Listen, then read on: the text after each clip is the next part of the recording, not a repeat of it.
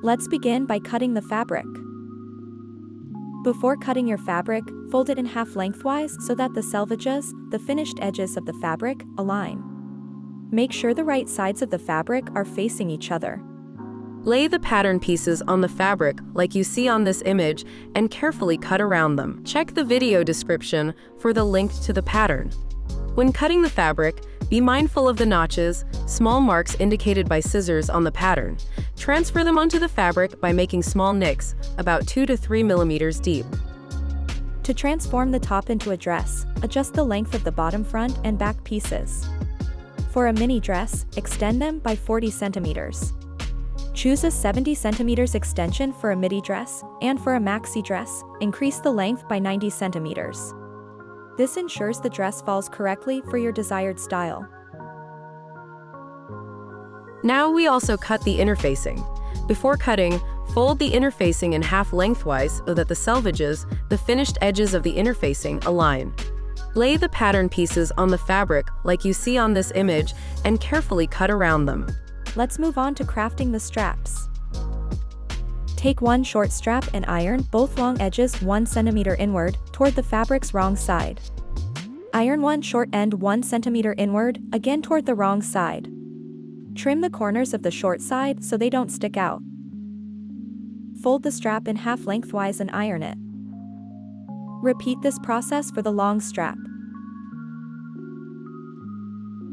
Secure the straps by sewing along both the short and long edges, maintaining a 2 mm distance from the edge.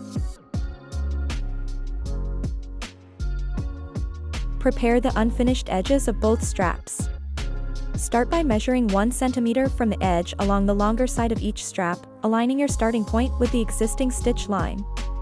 Next, from this marked point, precisely cut each strap diagonally, extending the cut to the opposite tip on the other long side of the strap. We are going to proceed with the top. Begin with the front pieces of the top. Locate the 2 cuts at the bottom. Align these cuts by folding them, ensuring the right sides of the fabric are facing each other. Secure this alignment by inserting a pin at the fold.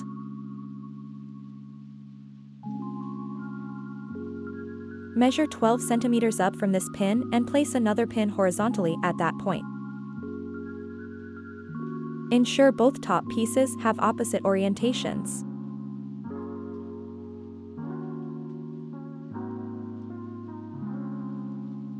Use tailor's chalk to draw a diagonal line connecting the 2 pins. Remove the top pin.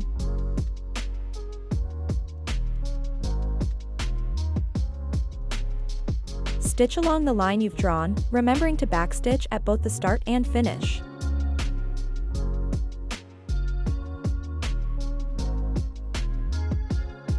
Your interfusing pieces have a soft side and an adhesive side. Attach the interfacing to the front neckline of the tops by placing the adhesive side against the wrong side of the fabric, then iron to secure.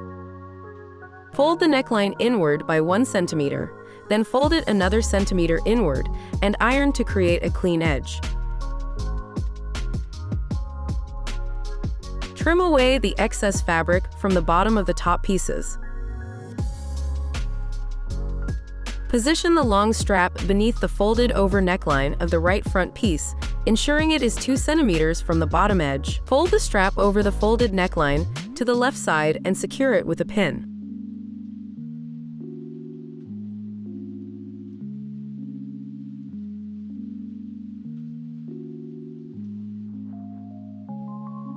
Stitch along the folded over neckline using an 8 mm seam allowance. Repeat the same process with the short strap on the left side. Secure the straps with an extra stitch near the edge. Repeat the same process with the short strap on the left side. Take the front pieces and lay them over the back piece, ensuring the right sides of the fabrics are facing each other. Allow the back piece to extend 1 centimeter beyond both sides of the neckline and pin along the shoulders. Stitch the shoulders together with a 1 centimeter seam allowance and finish with an overlock stitch. Attach the inner facing to the back facing by placing the adhesive side against the wrong side of the facing fabric, then iron to secure. Finish the outer edges of the back-facing pieces with an overlock stitch to prevent fraying. Place the back facing on top of the top, ensuring that the right side of the facing is against the wrong side of the top. Align the shoulder seams and neckline, then pin and sew them together using a 1 cm seam allowance.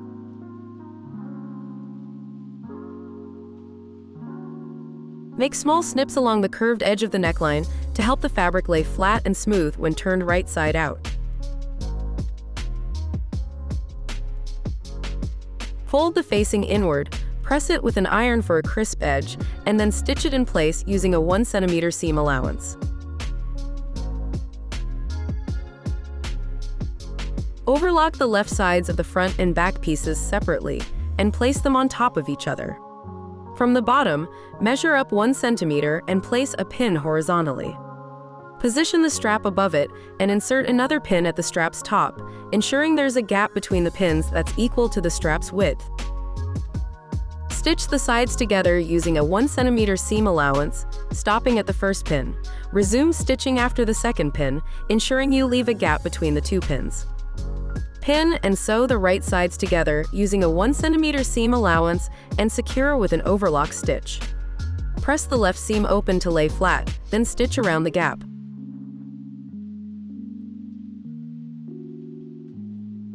Let's create the skirt. Align the front pieces with the back pieces by matching their diagonal sides, ensuring the right sides of the fabric face each other. Sew along both sides, joining the panels together. Once stitched, reinforce these seams with an overlock stitch for a neat and durable finish. Sew a continuous stitch along the skirt's bottom edge, keeping a 1 cm seam allowance for consistency. Fold the hem over by 1 cm and press it with an iron, using the 1 cm stitch line as a guide to ensure evenness. Then fold it over once more by the same amount. Do the same for both sides of the skirt. To refine the corners of the skirt, observe the intersection of the crease lines. Draw a line at the center point between the 2 intersecting creases, following the red guide in the picture. Then, neatly cut along this line to remove the excess fabric, ensuring a more precise and professional corner finish. To neatly finish the skirt's corner, first fold it over by 1 cm and press firmly with an iron. Then, fold the fabric back to its original position and iron again for a crisp, well-defined edge. Now we are going to attach the top to the skirt. Place the top over the skirt, ensuring that the bottom edge of the top aligns with the top edge of the skirt. The right sides of both pieces should face each other.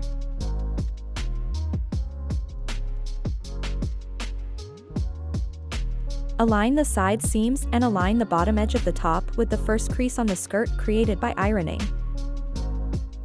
Ensure that the darts on the top are folded towards the back side of the garment. Sew them together using a 1 cm seam allowance, then finish the seam with an overlock stitch for neatness. First, neatly fold the overlock stitch downwards. Next, carefully align the creases on the skirt and pin them in place. Begin stitching, maintaining a consistent seam allowance of 8 mm. Start from one side of the skirt, continue smoothly around the bottom hem, and finish at the other side.